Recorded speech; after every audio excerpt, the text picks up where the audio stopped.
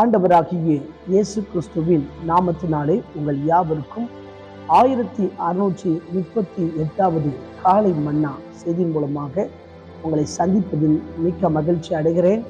தேவனாகிய கர்த்தர் இந்த இரவு முழுவதும் பாதுகாத்து அற்புதமாக 9வது மாதம் 24ஆம் தேதி செவ்வாய்க்கிழமையை காணும்படி கிருபை பாராட்டுவதற்காய் தேவனை ஸ்தோத்தரிக்கிறேன். நாம் நிற்பதும் நிர்மூலமாகாமல் இருப்பதும் தேவனுடைய கிருபையாய் இருக்கிறது.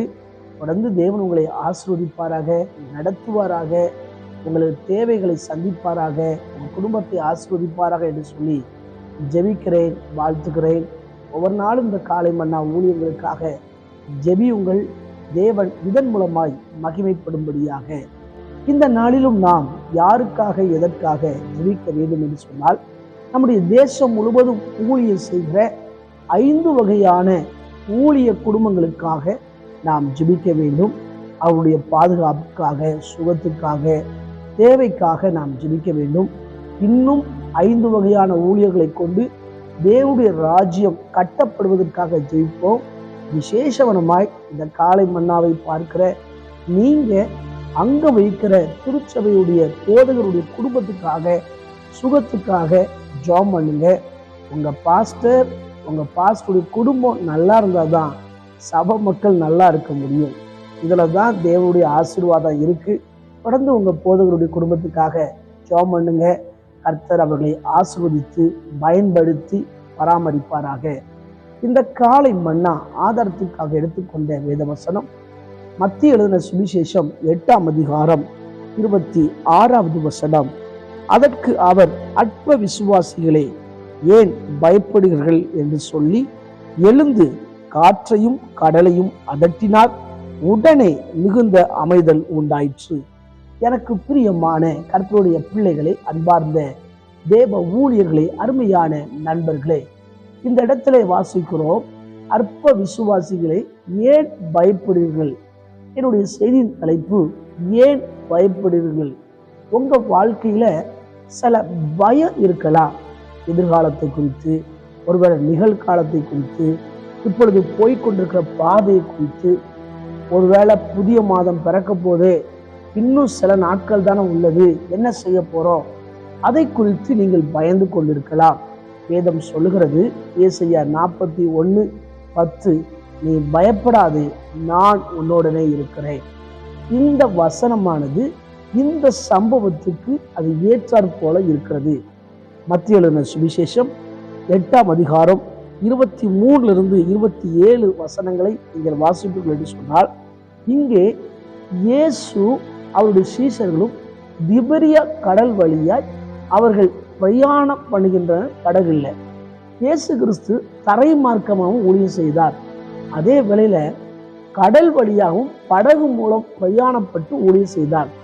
இந்த ஊழிய பகுதியை பார்க்கும்போது படகுல பிரயாணப்பட்டு ஊழியம் செய்கிறார்.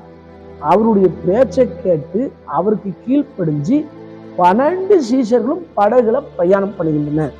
இந்த 23வது வசனத்தை வாசித்தா, அவர் படவில் ஏறின போது அவருடைய சீஷர்கள் அவருக்கு பின் சென்று ஏறினார்கள் என்று வருகிறது. இயேசுவுக்கு பின்பதாக அந்த 12 பேர் போறாங்க. இப்போ கடல்ல பிரயாணம் பண்ணிக்கிட்டு இருக்கிறாங்க. அந்த கடல்ல தான் பெருங்காற்று உண்டாச்சான். அந்த படவுல மூழ்கிரும் போல அந்த அளவுக்கு பெரிய பிரச்சனை உண்டாகுது.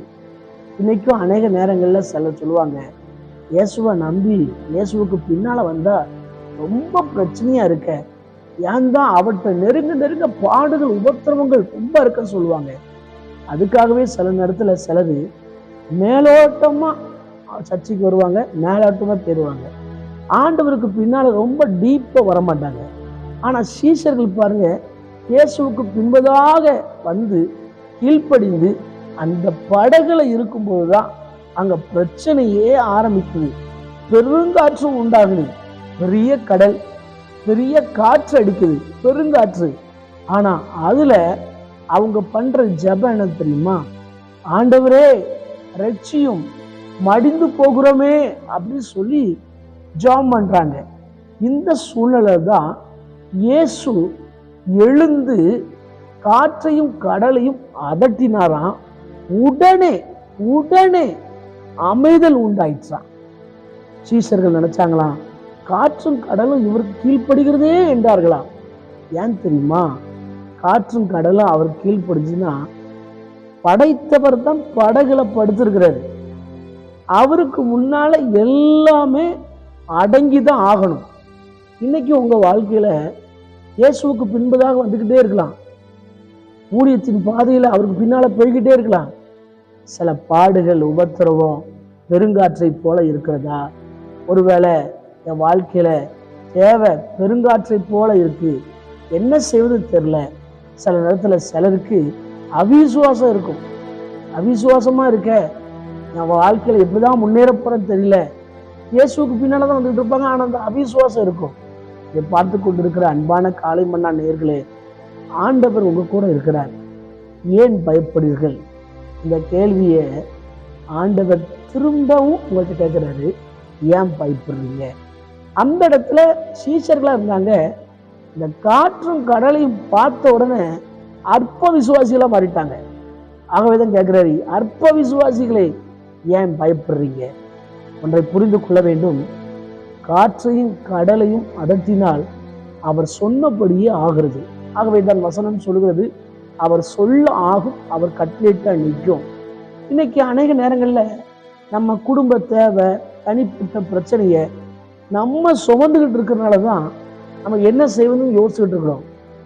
ஆகவேதான் வேதம் சொன்னது, கர்த்தர் மேல உன் பாரத்தை வைத்து விடு, அவர் உன்னை ஆதரிப்பார். இந்த சீஷர்களுக்கு எப்படி இருக்கணும்?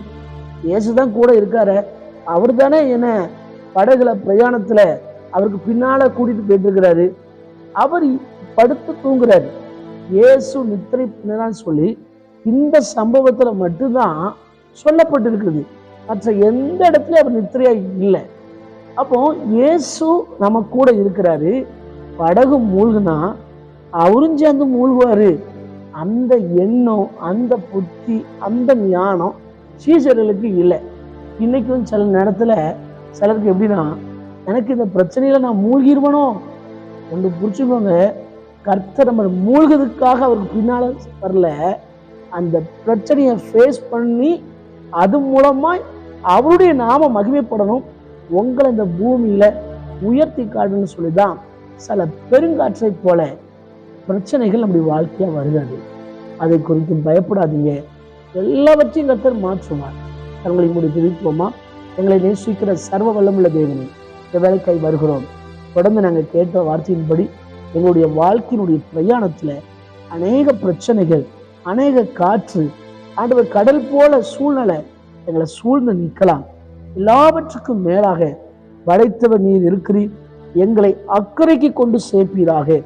தொடர்ந்து எங்க வாழ்க்கையில அநேக ஆசீர்வாதங்களை அனுபவிக்க விடாதபடி தடை செய்கிற எல்லா விதமான பிரச்சனைகள் முற்றிலும் மாறட்டும்.